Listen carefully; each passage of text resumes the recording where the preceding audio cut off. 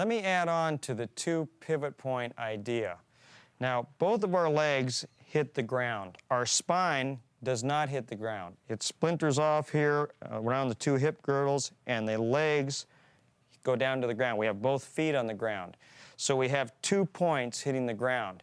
If your spine was just hitting the ground, you could pivot right around the central point. But you can't pivot off 2 separate legs. You have to pick one or the other. Now, unfortunately, a lot of people pivot off the front leg on the backswing, and it looks different. It could be a classic reverse pivot or a twist. The idea of swinging in a barrel, for example, where people are actually trying to turn right away, that always causes a reverse pivot where they're pivoting into the left hip joint right here. So when they go back, they're actually pivoting onto the left leg. Now, it might be that they stay there, but most of the time they'll pivot back onto the right leg, the classic reverse pivot.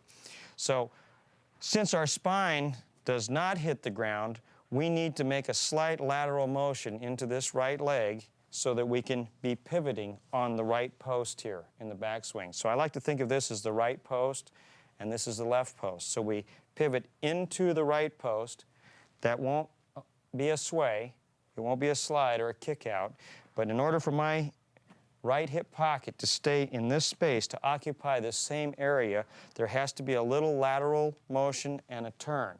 And I like the idea that Greg Norman talked about, right hip pocket back, where he felt the right hip pocket kind of go backwards. I think that's a great idea, and I use it all the time. RHP, right hip pocket back. So when you go forward, you go to the left post and finish fully over on the left leg. 2 pivot points in the golf swing.